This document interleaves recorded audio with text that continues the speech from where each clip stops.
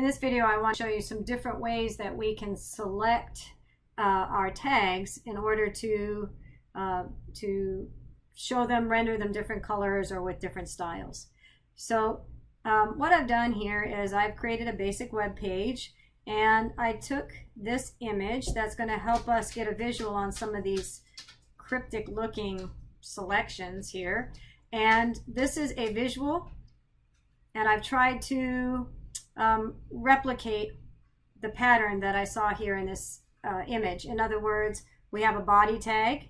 Here's our body tag, and we're going to start thinking about our elements not only as nested, which we saw in one of our earlier videos, but also as a parent, child, grandchild type relationships, just like we have in a family. In other words, in this particular diagram, the body is the parent, if you will, and the body has two children, article and aside, and these children are siblings. It's just like in your own family. If you have a brother or sister, this is the same concept. This particular sibling has children, and so these are the grandchildren of the body element. And so the article has 1, 2, 3, 4 children, and then the article also has 3 grandchildren. So we want to kind of start thinking about our elements in this sort of syntax. We kind of refer to them as parents or siblings, or parent-child relationships are used a lot when we talk about elements here in our HTML code. And that's kind of why we do indenting. That's another good reason. We can see in this diagram, I set up my code to kind of replicate what's going on here. So I have the body as the parent, and that's the outer indenting. Then within the body has 2 children, an article and a side. Looks like I have an extra heading that I wasn't planning on, so that was actually not necessary in this drawing, so let me get rid of that. So there's no heading. So the body has 2 children, article and aside, and you can see that the article and the aside are the elements that are indented next within the parent or the body tag. This image is not in this diagram, but I included it so I could have the diagram here. And so forth. And so then we can look at the article, and the article has 3 children. The article has a header and 3 paragraphs. And then the header has some children, age 1 and 2 paragraphs. And so we start thinking about, and then that's why these are, you can think of that as another reason why these are indented. The indenting is the children of the parent, which in this case is the header, and the header's parent then is indented, is the article, and the header and the p tags are all children of the article, so the header and the p tags are indented within the article. So again, indenting is important, and now we're starting to think of these elements as child-parent type relationships. So what I want to do is I'm going to demonstrate some of the things that are going on here and what's being selected. So I'm going to utilize an embedded style for this particular example. So I'm going to create some style tags.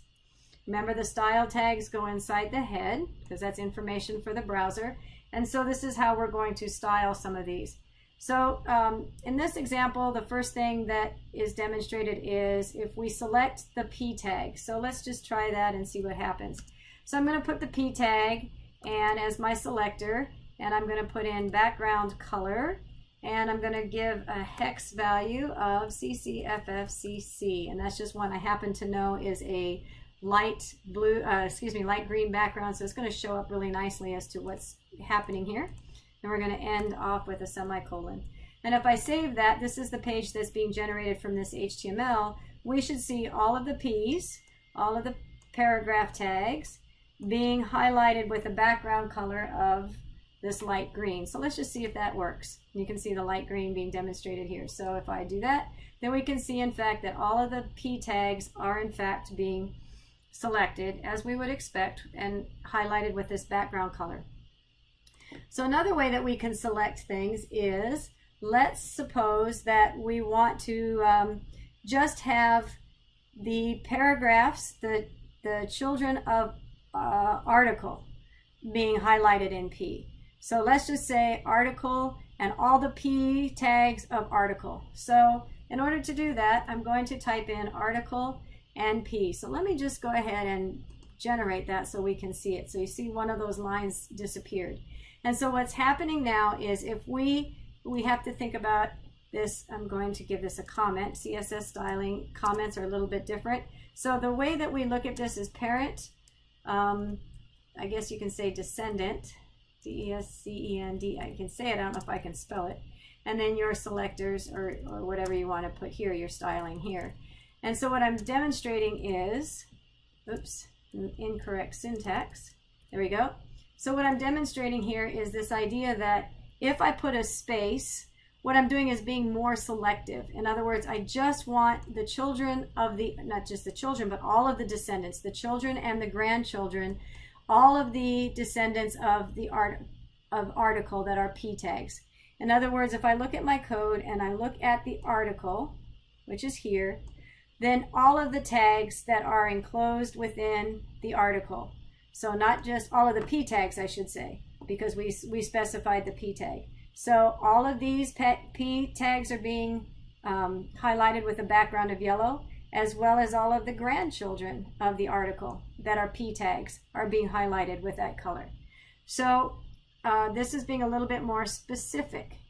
Okay, so that's taking care of this particular one. So you can see that article space p is a pattern that we can use. It is parent space descendants. So any descendants that are p tags, descendants of an article, notice that the aside p tag is not being highlighted. That's this one here. So this one is not a descendant of article, therefore does not get highlighted. Okay, now things get a little cryptic, and that's, okay, here's a greater than sign. What on earth? Okay, so what we're going to do is we'll see, look at this graphic first, and what the article greater than p indicates is that all of the children, just the children, so here we were all the descendants, now we want to grab just the children of any p children of the parent that has a parent of article. So this is a p child, but its parent is aside, so this one shouldn't be selected. And these are children, p children of articles, so these three should be selected. So let's look at our code and give this a try. So if I did a greater than sign, all children, not grandchildren, just children that are p tags, p elements with a parent named article. So here's article and all children. So these is not, these are grandchildren, so they shouldn't be selected. So just these three lines then should be selected. So let's save that code and run it. Why is it not saving? There we go.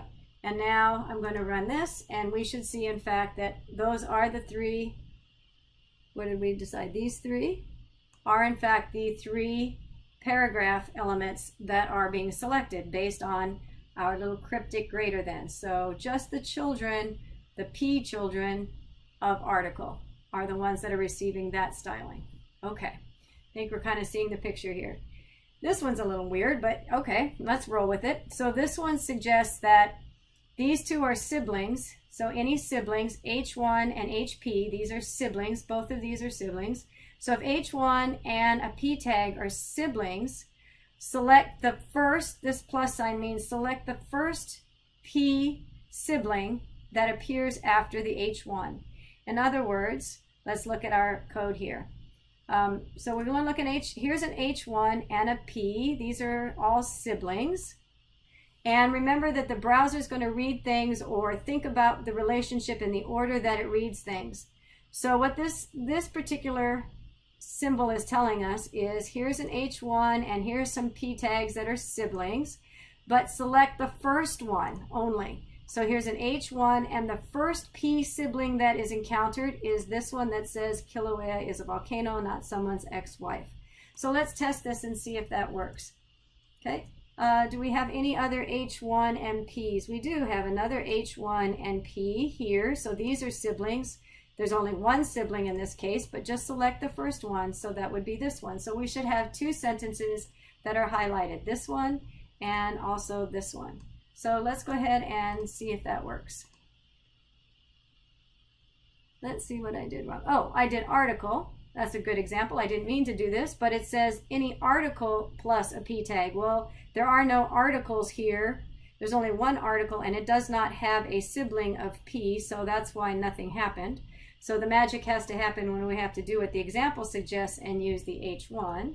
So now let's use that and verify that those two sentences are in fact the ones that are highlighted. So we have H1 and P, so this one was one that should be highlighted, and looks like that worked fine. And also this one, so that looks like it worked fine as well. Okay, so then the tilde then, that's a tilde, it might be hard to see, but that's a tilde.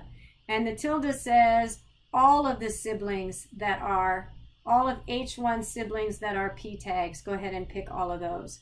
So that now not only includes our first sibling here, but all of the P tags that are siblings of the H1. So if we change this to a tilde, which is above the apostrophe on your keyboard, and we save that, now we should see only P tags that are siblings of H1, and so that would be these. Remember, these aren't going to show up because these three do not have a sibling of an H1. Their sibling is headers.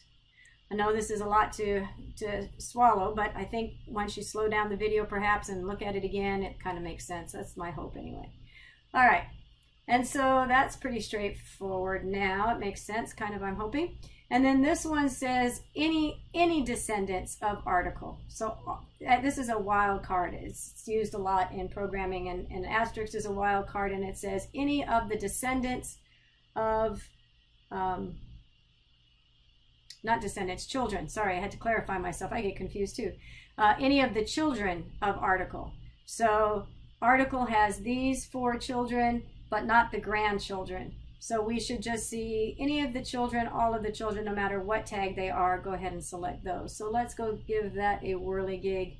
So that is article in this example, article and article, that's spelled correctly. And then any of the children, which is the greater than sign, and asterisk means all of the children of article. So if we look at article, here is article, and on the indenting we can see very clearly that the children are headers and 3 P tags. These are grandchildren, so these 3 should not be included, just the header and the P tag. So let's give that a shot and see what happens.